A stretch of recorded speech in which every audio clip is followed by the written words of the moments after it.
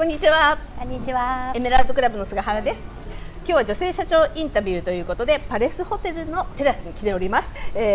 株式会社 GBC の服部社長のインタビューをさせていただきたいと思います。よろしくお願いします。よろしくお願いします。ではまず自己紹介からお願いいたします。はい。株式会社 GBC の服部と申します。当社は主に物流の請負作業だとか、人材派遣、一般派遣、有料職業紹介、利用運送事業だとか、消耗資材とか衛生資材の販売などをやっております。今起業して、今期で7期目に入りましたけども、おかげさまで無事、物流は無事今やっておりまし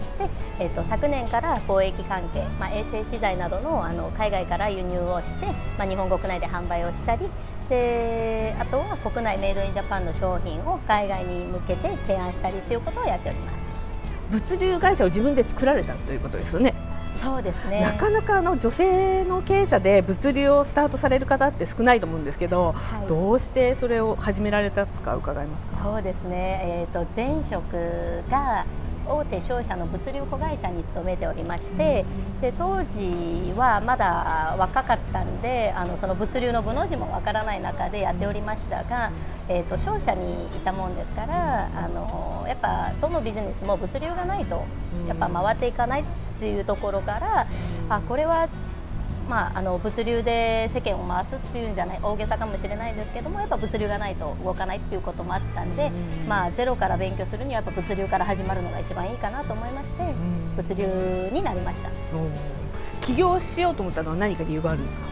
そうですね、うちは、年の差の結婚だったので、うちの主人から、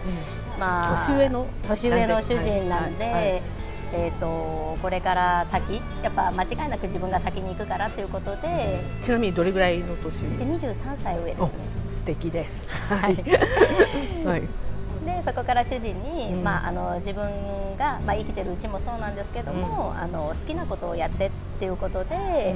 好きなことって言いますとやっぱ自由が好きなので、その8時間拘束とかっていうのがやっぱちょっと苦手だったんで、そこからじゃあちょっと起業してみようかなと。で主人の推しもあったんで起業はしました。好きなことをやると、旦那様のアドバイスによりってことですね。素敵です。で今までいろいろ事業やってらっしゃると大変なことも多いと思うんですけども、一番何か印象に残ってる大変だったことってありますか。一番と言いますとなかなか難しいんですが、やはり今この時期ですかね、やっぱコロナの影響で、お客さんの事業のやっぱ手前しているところもあったり、物流もやっぱりコロナの影響を受けてる。そうですね、やはり今物流の中でもその衛生資材だとか食品関係だとか、あとはいろんな今のコロナのグッズを販売している以外に関してはやっぱブランド品関係だとか、ブランドとかは影響を受けてますね。アパレルだとかっていうお客様はやっぱり影響がすごくありまして、売れないってことは物流も起こらないってことですもんね。そういうことですね。物は入ってくるけどもやっぱ出ていかないと。今まで大変だった時って今の時期が一番やっぱり大変。そうですね、コロナの影響がやっぱり一番ちょっとお客様も大変なんで、その分こちらも入ってくるけども出ていかないので、それなりに低迷してるかなっていうところではあります。大変だった時に何か脱出する方法とか自分の発散する方法とか何かありますか。そうですね、基本的には食べて寝る食べて寝るただそれだと美容と健康にやっぱ良くないので、普段趣味だったゴルフを今はちょっと自粛しながらたまにしか行ってないんですけど、ちょっと運動を兼ねて運動した気持ちになる。食べて寝てゴルフ、繰り返しですね。なるほど、体も動かしながらストレス発散してって感じですね。好きな言葉とか大変だった時に助けられた言葉とか何かありますか。助けられた言葉はありますね。やはり家族を持って子供も小さいので、失敗しちゃいけないというプレッシャーもやっぱある中で、やはり家族からもその好きなことやって、失敗したら失敗したでいいじゃんと、好きなことやればいいんじゃないのっていう言葉をいただいたりとか、周りからも何かあった時に、菅原さんもそうなんですけど、周りからもやっぱ助けられることが今までそうですねたくさんあったんで、助けられてますかね、周りの方から。好きな言葉。好きな言葉、そうですね、英語で言うと No pain no gain こうつぎ込むものっていうんですかね、なくして得るものなしということで、やっぱ何事もやっぱいろんな努力をして、なくしたものもあればやっぱ得するものもあるっていう、はい、失うものもあるけど得るものはあるよっていうそんなイメージですかね。そんなイメージですね。ありがとうございます。何か今後目指すものとか目標にしていることとかありますか？はい、それなりに企業、会社事業、今やっている事業をそれなりに大きくしておいて、で今後、海外とのやり取り、貿易関係も、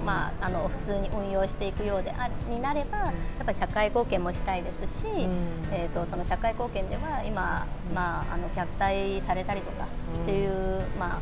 親が子供を殺したりとかっていうこともやっぱたくさんあるので、そういったことで、福祉関係だとかそういうことにちょっと努めてまいりたいなと。